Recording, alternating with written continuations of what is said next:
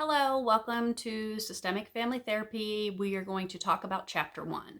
So, what I wanted to do in these video reviews is basically give you an outline of some of the important points that they talk about in each chapter. Now, the PowerPoints that come with the book are very basic, only have a few points on each PowerPoint. So, what I'm going to do is also send some of the notes, but it is essential that you are reading the chapters yourself because the quizzes are going to be over what you read. Now, just to kind of tap into what chapter 1 was about. Basically, chapter 1 is giving you information about what is a family. So a basic introduction chapter, but having you really look at what does family mean. So most of us would say that, a family is maybe who we grew up with and or extended family, etc. And because we're in a counseling program, most of us know that it's not only a nuclear family, that culture impacts family, etc., which all of this is exactly what's discussed in chapter 1 is how do you define family. And when you're doing your reading, I really want you to think about who makes up your family, why do they make up your family, or who determines how you get in the family or how you get out of the family. So there's some really interesting key things in this particular chapter that talks about that. Does your family support divorce? Is the only way to get in through marriage, or is it extended where you include friends or great grandparents, or does it even go on into your ancestors? Are there several people living in one house at a time, and all the different dynamics of kind of what makes up a family? It also talks about what things impact a family, whether it's loyalty, time, how long you've known someone, other concept like the similarities or characteristics, things that you have in common, maybe just a shared tradition. Because there's some family members, I know for myself, some family members that I've never met, but maybe it's my grandfather's brother's child's child. And they live in a different state. We might have the same last name. We might have many of the same characteristics as far as genetics go, but it's somebody that I don't have a whole lot of interaction with. So is that person considered family? And some would say yes, and others would say, maybe it's extended family or it's family I'm not real close to. So it just kind of depends. But this particular class really looks into those different components, specifically in this chapter. I'm just looking down at some of my notes. It talks about the evolution of family. How does family evolve? So maybe you were the baby of your family in 1990, and then then there was a new child that came. So then the family evolved a little because they didn't have just one child. And as you add more family members, the older generations get yet a new role, which chapter 2 talks more about that. But becoming a grandparent for the first time and how that evolves as well, and how everybody in the family is under this constant evolution, which we'll talk about in chapter 2, which is more of that stage or phase theory of families and how to navigate through some of those transitions. The other components of the chapter talked about some of the basic structures or basic structural characteristics. So what are the rules and patterns of communication within your family? Is it a matriarchal family or a patriarchal family? Are there certain patterns or rules based on gender, based on age, based on location or ability? So there's all of those cultural characteristics as well that impact how the family interacts. So some families are from, like, maybe they'll say, oh, we always talk with our hands. I'm Italian and we always talk with our hands, and we eat a lot of food and we have big Sunday dinners and everybody comes to these family dinners. Whereas other families are more reserved and quiet. Maybe they don't have a large family. Other families feel like they were raised with 11 kids. So if you wanted to be heard, then you had to yell. So very loud or boisterous family, outgoing, etc. So what are some of the norms in your particular family makeup, and how did you know those were your norms? Do those norms change over time, or is that something that's carried on through the different generations? Some of the other components in chapter 1 talked about like the family narrative. How do you make meaning within your family? Are there certain beliefs or stories that are passed down through generations? And this can be anything from discrimination or bias or religion and other things. How do you learn those stories of what you should or should not do? How you should respect your parents, or what is even considered respect? Were you allowed to roll your eyes at your parents? Were you allowed to backtalk? Did you grow up in a family where you were told to go play and get out of grown folks' business? Those sorts of things. What were those types of narratives, stories, or meanings within your family dynamic?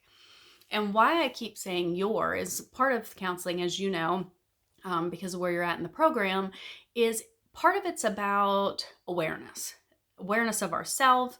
And then the second component is awareness of others.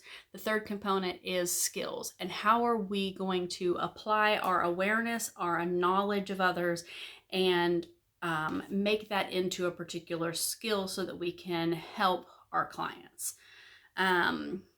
So what I want you to really do in this class is think about your family and how things apply to your family, but not just yours. Take it outside of that and maybe think about your best friend or your partner or maybe an employee at work. And is it different for their family? Would it be different if you were an African American family, if you were a Caucasian family, if you were an Asian American family? Would it be different if you were male or female within your family? There's all different components that you need to really explore as a counselor, to think about those prior to getting into a session and really delving into those with a client. The other thing, one of the parts that I really like about this chapter, and it talks about it also in chapter 2, is talking about family resilience. Because there's a lot of times, obviously, families are coming to us in counseling because they're having some sort of problem. Maybe some trauma has happened. Maybe the child has been sexually abused. Maybe the child has been removed from the home and the grandparents are bringing them in. Maybe a couple is contemplating divorce. Like they're at an impasse that is a bad time in their particular life. But maybe they had a loss or going through grief, whatever. But we want to remember that families are resilient. But what helps families be resilient? So that's the other thing is, yes, they're coming to us. If we help them learn how to navigate or kind of rewrite, depending on what theory you're working from, essentially, if we help them through this particular concern, how can we set them up for success in future things that go on? And that is about helping a family grow their level of resilience, which you talk about in individual counseling as well. Part of the chapter talks about gender, race, and ethnicity, and just thinking about the different roles and ideology. I'm going to load a few videos that we watch in the multi-cult class when I teach that. They're short little video clips, but there's a few really good ones about race and gender and how those just impact people in general. So it'll give you a quick overview and thinking about it from a family aspect. Myself, I was raised by a single mother with a sister. We had multi-generational households, so my grandmother was also in the house, but it was all women, which is going to look very different from a lot of my peers who, one of my peers is, has 5 brothers. She's the only girl. So her upbringing, just because of the gender dynamics within their house, looked very different. I have other friends who their brothers did the outside work, but they did more of the inside work. So the brothers would take out the trash or mow the lawn, shovel snow because we're from the north, those sorts of things. But then the sisters did more of the laundry, the dishes, the vacuuming, etc. In my household, all we had was girls. So some girl's going to go out and take out the trash, and one of the girls are going to go out and mow the lawn. So there wasn't that delineation based on gender. You also think of what time did you have to be in, and was that based on gender? What age are people allowed to date? What age are they allowed to marry? Have kids? All of those sorts of components come back to gender a lot of times. So just thinking about how that has impacted you or different families that you know. Some of the other notes that I have here from chapter 1 is just to think about different values or rituals, ways of communicating, extended family, cultural competence, which I've already talked about a little. One of the next things it talked about was class. I also have a video on that I'll upload. But how did class impact your family? Did it impact where you lived? Did it impact how many vehicles you had? If you had TV, if you had indoor plumbing, did it impact the part of the country that you lived in? Did it impact whether your mother stayed home with you? All of those sorts of things. Because we know that class impacts so many different aspects, but also the stress that a family experiences can be impacted by class as well. And just if we're taking geographical location or even neighborhood that you live in, which is impacted by class, then that can impact your access to food, that can impact safety, the schools that you have access to, all of those different components. And then how does that even further impact, the family dynamic as well? There was a little section talking about just thinking about your different values. And like I said before, why it's important to think about how your family does it. And is that the way that you think is the right way to do it? The right way to raise your kids? Should you spank? Should you not spank? How should you spank? What should you spank with? I mean, there's so many different components to it. And if we go into it as therapists thinking that our family does it the right way, whether that's parenting children or how we take care of the elderly or the gender roles within a family, then that can get us into trouble. But also just thinking about family values as such as monogamy. Is that something that you value? And if you have clients come to you that are swingers, or you have clients come to you who are polyamorous or dealing with infidelity, and how will that impact your view of the family or different people within that family? I remember one of the clients that I had when I was in my doc program, and they were swingers, and they were having some issues because they broke the swinging rules, the female partner did. And so her husband was upset. They were coming to family counseling. But one of the things that they said is that they were into bondage as well. And so they had a bondage chair hanging in their living room. So they were redoing a house. In one of their living rooms, they had this bondage chair. And one of my first questions was, okay, like, what did the kids think about that? Because they had teenagers. And they're like, oh, well, they don't know what it is. And I had to take a minute, raised with, I guess more traditional values and not knowing essentially not knowing anybody who has bondage chairs hanging in their living room, especially when they have teenagers. I had to think about my own values and think, is that something that I'm saying is inappropriate for teenagers? And where does that come from? Is that about me? Or is, there something inappropriate in that for teenagers? So there are going to be times where clients are engaging, families are engaging, even one component of the family is engaging in behaviors or activities that might push your value button. And it's good to know those up front. I had a student that had a client who used to skin cats, and when he first told her she got physically sick in the session. Huge animal lover, and she was in internship during it and ends up calling me because I was her advisor, was not her instructor, but called me and was really upset. And she said, Dr. White, I had worked through my issues with divorce. I had worked through what I thought was issues with treating sexual offenders. I just was never ready to deal with somebody who harmed animals.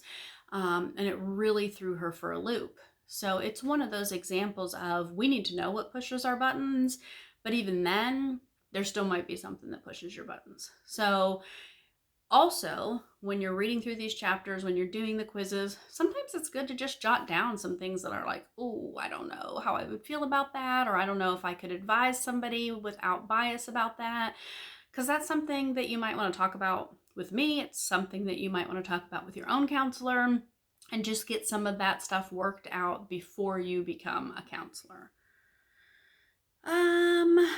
I think the second part of this chapter basically talked about traditional psychotherapy versus family systems theory. So when you're thinking about traditional psychotherapy, you're thinking Freud, Erikson, Gestalt. You're thinking from an individual perspective. Specifically with Freud, he was looking at what the unconscious was doing.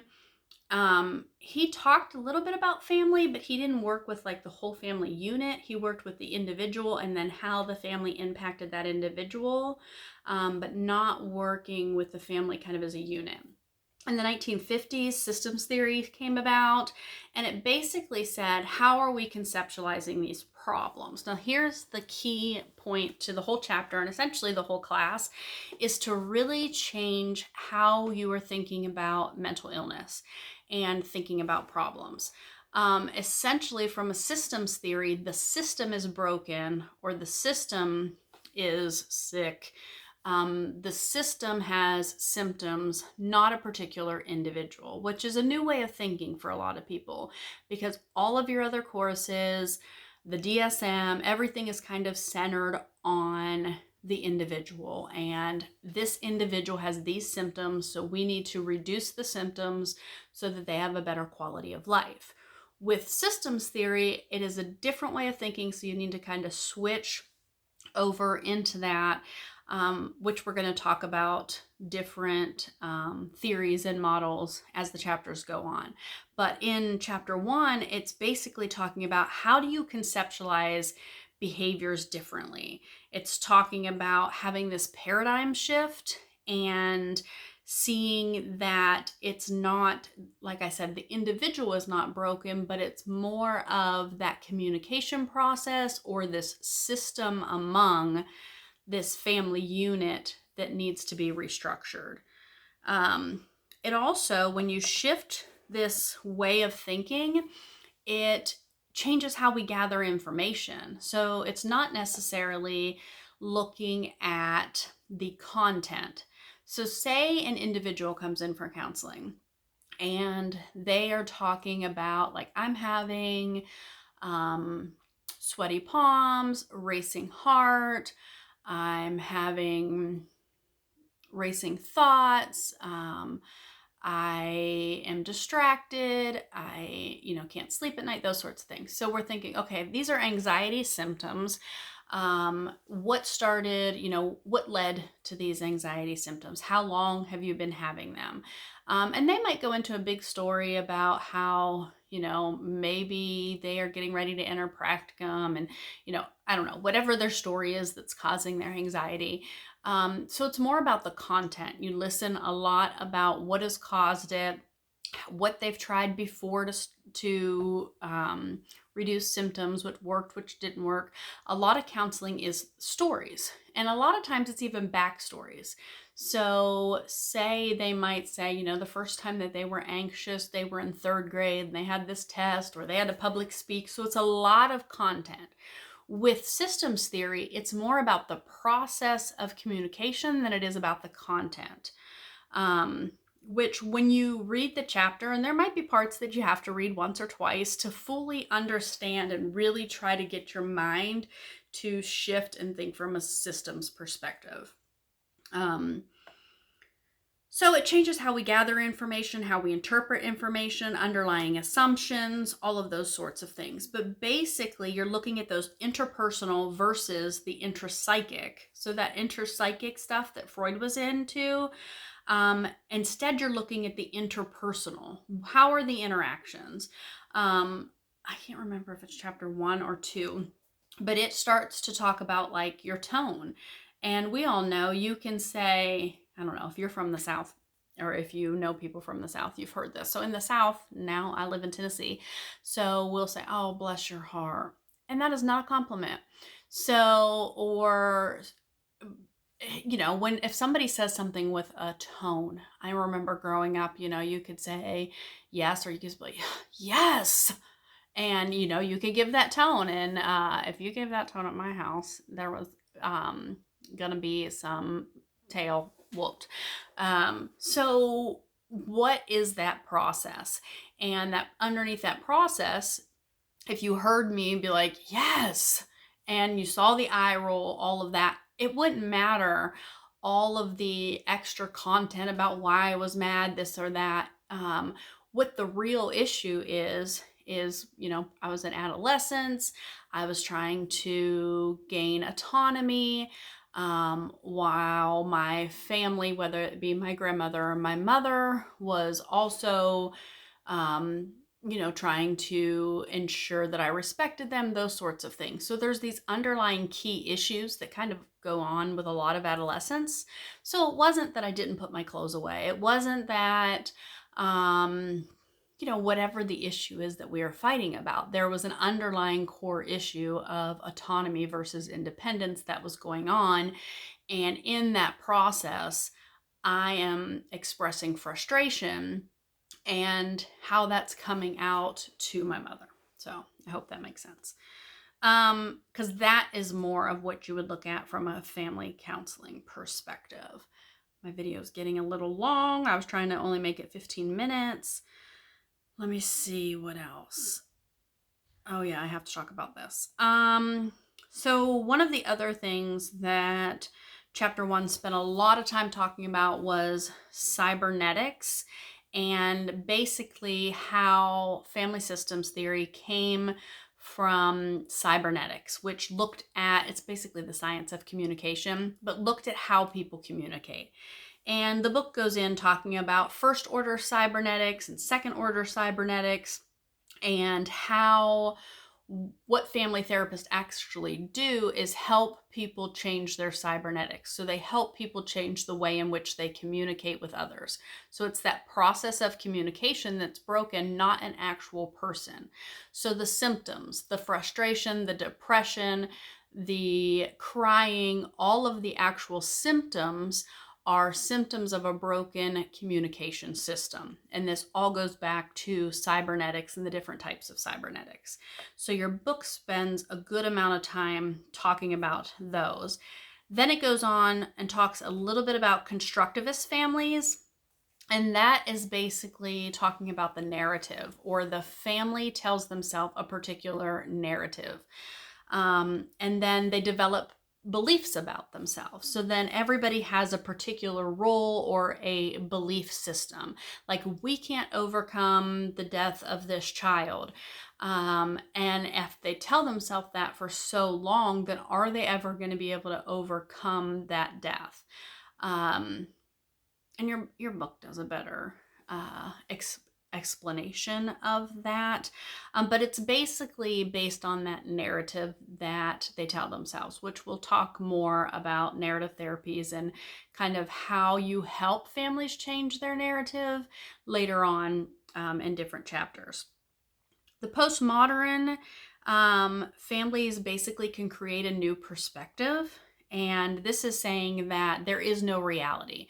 So if you have a mom and a dad and a brother and a sister, and they come in and they have all different stories, none of them are right and none of them are wrong. Everybody has their own reality. Essentially, there is no reality because reality is perception. So what you have to do is, it's not about the reality or the finding out the truth or blaming one person or this person is the bad child. It is about changing that perspective.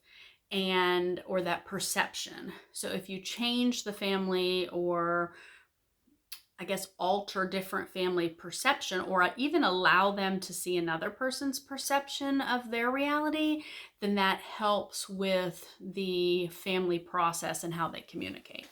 And that's the postmodernism.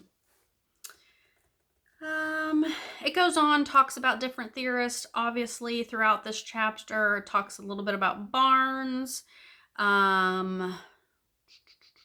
patterns of interaction,